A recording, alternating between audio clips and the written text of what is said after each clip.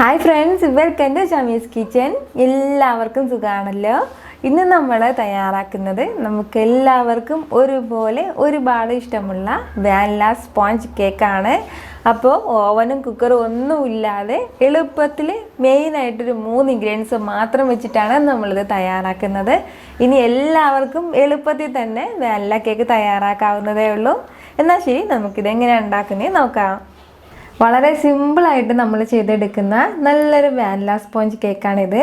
അപ്പോൾ ഞാൻ ഇതിന് വേണ്ടിയിട്ട് ഇപ്പോൾ ഒരു ബൗൾ എടുത്തിട്ടുണ്ട്. അപ്പോൾ ഇതുപോലെ ഇച്ചിരി വലിയ ബൗൾ എടുക്കുന്നതാണ് എപ്പോഴും നല്ലത്. ഇതുപോലെ ഗ്ലാസ് ബൗൾ തന്നെ വേണമെന്നൊന്നുമില്ല. ഇപ്പോൾ സ്റ്റീൽ ബൗളായാലും കുഴപ്പമില്ല, അതേപോലെ തന്നെ പ്ലാസ്റ്റിക് ആയാലും പ്രശ്നമില്ല. ഇനി നമുക്കിതിലേക്ക് ഒരു 4 മുട്ട ഞാനിപ്പോൾ എടുത്തിട്ടുണ്ട്, അത് ഒഴിച്ചു കൊടുക്കാം.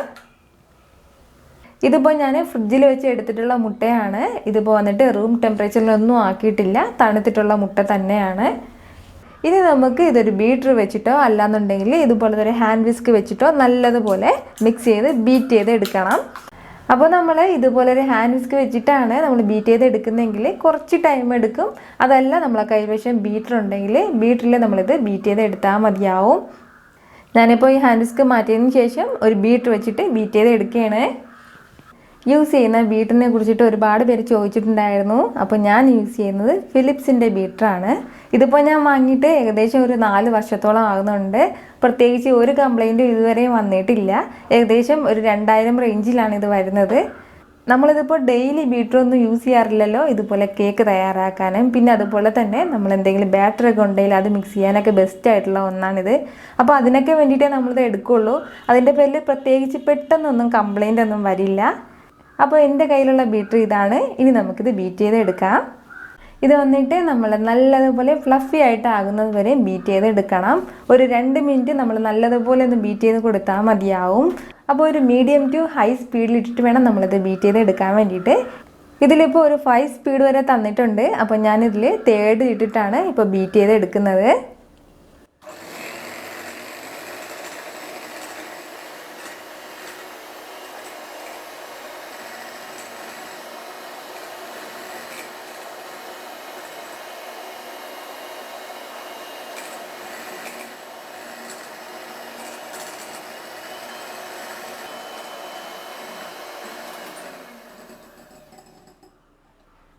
ഞാനിപ്പോൾ ഇതുപോലെ ബീറ്റ് ചെയ്ത് എടുത്തിട്ടുണ്ട്. അപ്പോൾ ഇത് ഇത്രയും മതിയാവും. ഇനി നമുക്കിതിലേക്ക് 1 കപ്പ് ഷുഗർ ചേർത്ത് കൊടുക്കാം. ഇതിപ്പോൾ 1 കപ്പ് എന്ന് പറയുന്നത് ഗ്രാം കണക്കിൽ 200 ഗ്രാമാണ് വരുന്നത്.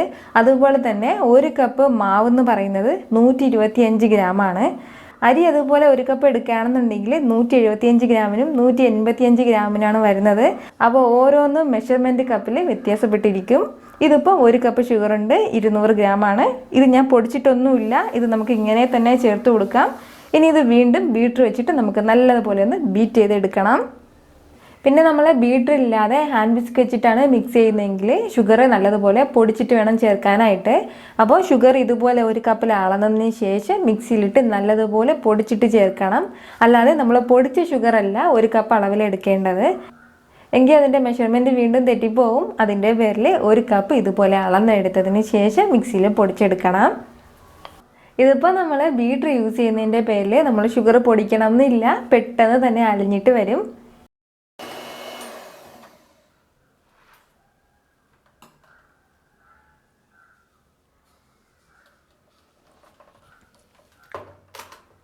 ഇനി നമുക്കിതിലേക്ക് 1 ടീസ്പൂൺ അളവിൽ വാനില എസൻസ് ചേർത്ത് കൊടുക്കാം. അപ്പോൾ വാനില എസൻസ് ചേർത്ത് കൊടുത്തില്ല എന്നുണ്ടെങ്കിൽ മുട്ടയുടെ സ്മെല്ലുണ്ടാവും. അപ്പോൾ അതിന് വേണ്ടിയിട്ടാണ് നമ്മൾ ഈ 1 ടീസ്പൂൺ ചേർക്കുന്നത്. 1 ടീസ്പൂൺ എന്നുള്ളത് 1.5 ടീസ്പൂൺ ആയാലും പ്രശ്നമില്ല. ഇനി ഇത് ഒന്നുകൂടി ചെറുതായിട്ട് നമുക്കൊന്ന് ബീറ്റ് ചെയ്ത് കൊടുക്കാം. അപ്പോൾ നമുക്കിത് ഫസ്റ്റിലേ തന്നെ ചേർത്ത് കൊടുത്തിട്ട് മിക്സ് ചെയ്യാവുന്നതേ ഉള്ളൂ. പക്ഷേ ഞാനിപ്പോൾ ചേർത്ത് കൊടുത്തതേ ഉള്ളൂ. ഇത് ഇത്രയും മതിയാവും. ഇനി നമുക്കിതിലേക്ക് 1 കപ്പ് മൈദാമാവ് ചേർത്ത് കൊടുക്കാം. അപ്പോൾ നമ്മളിതൊരു സ്ട്രെയിനറിലേക്ക് അരിച്ചിട്ട് വേണം ചേർക്കാനായിട്ട്. ഡയറക്റ്റായിട്ട് ഇടരുത്. ഡയറക്റ്റായിട്ട് ഇടുകയാണെന്നുണ്ടെങ്കിൽ അത് കട്ടയായിട്ട് പോവും. കൂടെ തന്നെ 1 ടീസ്പൂൺ അളവിൽ ബേക്കിംഗ് പൗഡർ കൂടി ചേർത്ത് കൊടുക്കുകയാണ്. ഒരു പിഞ്ച് ഉപ്പ് കൂടി. നമ്മൾ ഈ ഉപ്പ് എപ്പോഴും ചേർത്തിട്ട് വേണം കേക്ക് തയ്യാറാക്കാനായിട്ട്. എങ്കിൽ മാത്രമേ ഇതിൻ്റെ മധുരമൊക്കെ നല്ലതുപോലെ ബാലൻസ് ആയിട്ട് വരുള്ളൂ. അപ്പോൾ ഇതുപോലെ നമ്മൾ മിക്സ് ചെയ്ത് കൊടുത്തിട്ട് വേണം ഇതുപോലെ സ്ട്രെയിൻ ചെയ്തിടാനായിട്ട്.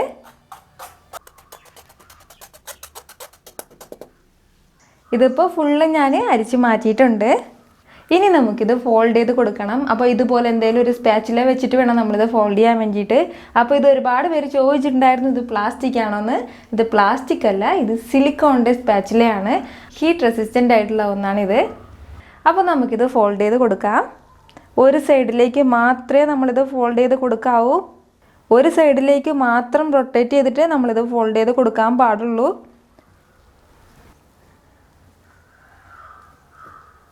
ഇതുപോലെ ഒരുമിച്ചിട്ടിട്ട് വേണമെങ്കിൽ നമുക്ക് ഫോൾഡ് ചെയ്ത് മാറ്റാം. അല്ലാന്നുണ്ടെങ്കിൽ കുറച്ചായിട്ട് ഇട്ടിട്ട് വേണമെങ്കിലും ഫോൾഡ് ചെയ്യാം. പക്ഷേ എങ്ങനെയാണെന്നുണ്ടെങ്കിൽ ഒരു സൈഡിലേക്ക് മാത്രമേ നമ്മൾ ഫോൾഡ് ചെയ്യാവൂ. നമ്മുടെ ബാറ്റർ എല്ലാം ഇപ്പം നല്ലതുപോലെ മിക്സ് ആയിട്ട് വന്നിട്ടുണ്ട്. ഈ ഒരു രീതിയിലാണ് നമുക്കിത് കിട്ടിയിട്ടുള്ളത്. അപ്പോൾ ഫസ്റ്റ് ടൈമായിട്ടാണ് കേക്ക് തയ്യാറാക്കുന്നതെങ്കിൽ ഇതുപോലെ എല്ലാ മാവും ഒരുമിച്ചിടാൻ വേണ്ടിയിട്ട് നിൽക്കണ്ട. കുറച്ചായിട്ട് ഇട്ട് കൊടുത്തിട്ട് ഇതുപോലെ ഫോൾഡ് ചെയ്തെടുത്താൽ മാത്രം മതിയാവും. അപ്പോൾ ഇത് ഇത്രയും മതിയാവും. ഇനി നമുക്കിത് പാനിലേക്ക് മാറ്റാം. നമുക്കിനി ബാറ്റർ പാനിലേക്ക് ഒഴിച്ചു കൊടുക്കാം. അപ്പോൾ നമ്മളിത് ഓവനിലോ കുക്കറിലോ ഒന്നും അല്ല ചെയ്തെടുക്കുന്നത്. ഇതുപോലൊരു സോസ് പാനിലാണ് ചെയ്തെടുക്കുന്നത്. ഇതിപ്പോൾ ഒരു നോൺ സ്റ്റിക്കിൻ്റെ പാനാണ്. അപ്പോൾ ഇതുപോലൊരു പാൻ ഇല്ലയെന്നുണ്ടെങ്കിൽ നമുക്കിത് കുക്കറിലാണെങ്കിലും ചെയ്തെടുക്കാൻ വേണ്ടിയിട്ട് പറ്റും. കുക്കറിൽ ചെയ്യുകയാണെന്നുണ്ടെങ്കിലും ഇതേ മെത്തേഡിൽ തന്നെ നമ്മൾ ചെയ്താൽ മതിയാവും. പാനിന് ചുറ്റും നമ്മളൊരൽപ്പം ഓയിലോ ബട്ടറോ അങ്ങനെ എന്തെങ്കിലും ഒന്ന് അപ്ലൈ ചെയ്ത് കൊടുക്കണം. കാരണം ഇത് റെഡി ആയിട്ട് വരുമ്പോഴത്തേക്കും കറക്റ്റായിട്ട് ഇളകിയിട്ട് വരാൻ വേണ്ടിയിട്ടാണ് നമ്മളിങ്ങനെ അപ്ലൈ ചെയ്ത് കൊടുക്കുന്നത്.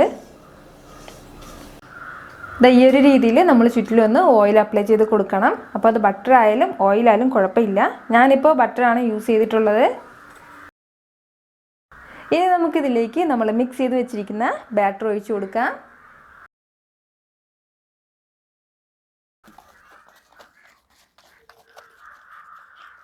ബാറ്റർ ഒഴിച്ച് കൊടുത്ത ശേഷം നമ്മളിത് ചെറുതായിട്ടൊന്ന് തട്ടിക്കൊടുക്കണം. അല്ലാന്നുണ്ടെങ്കിൽ ഇതിൻ്റെ ഇടയിൽ ചെറിയ ലംസ് എല്ലാം ഉണ്ടാവും. അപ്പോൾ അത് നമ്മൾ കേക്ക് കട്ട് ചെയ്യുമ്പോഴത്തേക്കും വലിയ ഹോളായിട്ട് കാണും.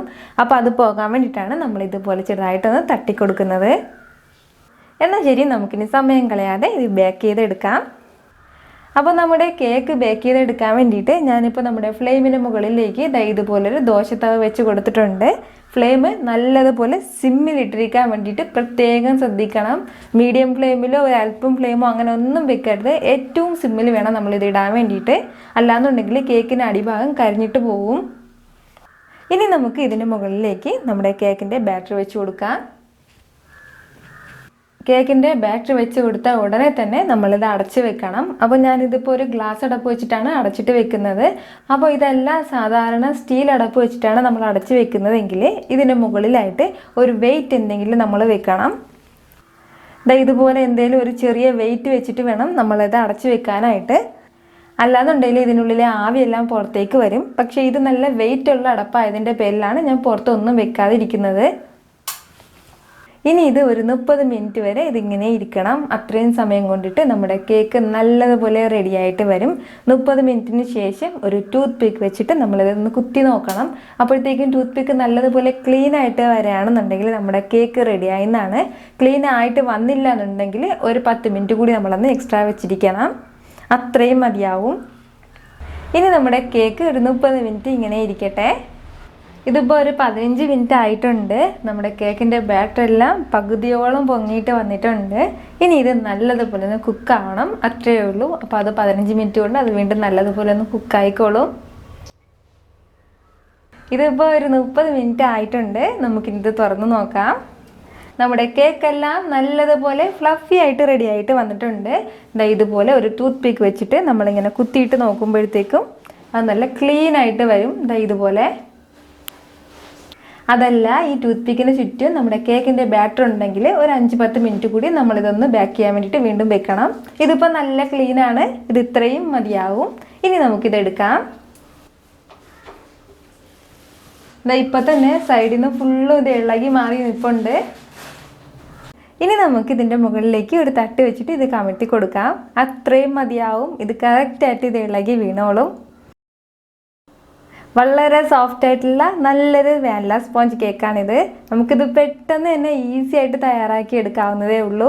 നമ്മളിതിലിപ്പോൾ ഓയിലൊന്നും ചേർത്തിട്ടില്ല. അപ്പോൾ ഓയിലൊന്നും വീശിയാത്തവർക്കും ഇത് കഴിക്കാവുന്നതേ ഉള്ളൂ. നമ്മൾ ബാറ്റർ ഒഴിച്ച് കൊടുത്തതിനേക്കാളും ഡബിൾ സൈസായിട്ടാണ് നമ്മുടെ കേക്ക് ഇപ്പോൾ വന്നിട്ടുള്ളത്. നിങ്ങൾക്ക് കാണുമ്പോൾ തന്നെ അറിയാം നല്ല സോഫ്റ്റ് ആയിട്ടുള്ള കേക്കാണ്. 30 മിനിറ്റ് മാത്രമേ നമ്മുടെ ഈ കേക്ക് തയ്യാറാക്കാൻ വേണ്ടിയിട്ട് നമുക്ക് എടുത്തിട്ടുള്ളൂ. അപ്പോൾ ഇതുപോലെ തയ്യാറാക്കിയ ശേഷം നമുക്കിതിൻ്റെ മുകളിൽ ക്രീമൊക്കെ വെച്ചിട്ട് നമുക്ക് ഡെക്കറേറ്റ് ചെയ്യാവുന്നതേ ഉള്ളൂ. ഈ പറഞ്ഞ ഇതേ അളവിൽ തന്നെ നമ്മൾ കേക്ക് തയ്യാറാക്കുകയാണെന്നുണ്ടെങ്കിൽ നല്ല സ്പോഞ്ചി ആയിട്ടുള്ള കേക്ക് നമുക്ക് റെഡി ആയിട്ട് കിട്ടും. ഇത്രയേ ഉള്ളൂ, നമ്മുടെ വളരെ സോഫ്റ്റ് ആയിട്ടുള്ള വാനില കേക്ക് റെഡി ആയിട്ടുണ്ട്. വളരെ സിമ്പിളായിട്ട് ഇതുപോലെ നമുക്ക് പെട്ടെന്ന് തന്നെ വീട്ടിൽ തയ്യാറാക്കാവുന്നതേ ഉള്ളൂ. പെട്ടെന്ന് വീട്ടിൽ ഗസ്റ്റൊക്കെ വരുമ്പോഴും അതല്ലാന്നുണ്ടെങ്കിൽ ചായയുടെ കൂടെയൊക്കെ പെട്ടെന്ന് ഒരു കേക്ക് കഴിക്കണമെന്ന് തോന്നുമ്പോഴെല്ലാം ഇതുപോലെ ഒരു 30 മിനിറ്റ് ഒന്ന് മാറ്റി വെച്ചാൽ മതിയാവും. നല്ല സൂപ്പറായിട്ടുള്ള വാനില കേക്ക് റെഡിയാവും. അപ്പോൾ ഉറപ്പായിട്ട് നിങ്ങളിത് എല്ലാവരും ട്രൈ ചെയ്ത് നോക്കണം. നിങ്ങൾക്കിത് നല്ലതുപോലെ ഇഷ്ടമാവും. നിങ്ങൾക്ക് ഈ വീഡിയോ ഇഷ്ടമായാൽ ലൈക്ക് ചെയ്യാനും ഇത് മറ്റുള്ളവർ കാണണമെന്ന് ആഗ്രഹിക്കുന്നുണ്ടെങ്കിൽ ഷെയർ ചെയ്യാനും സബ്സ്ക്രൈബ് ചെയ്യാനും മറക്കരുത്. വീണ്ടും നല്ലൊരു റെസിപ്പിയുമായിട്ട് വരുന്നവരേക്കും ബൈ ഫ്രം ഷമീസ് കിച്ചൻ.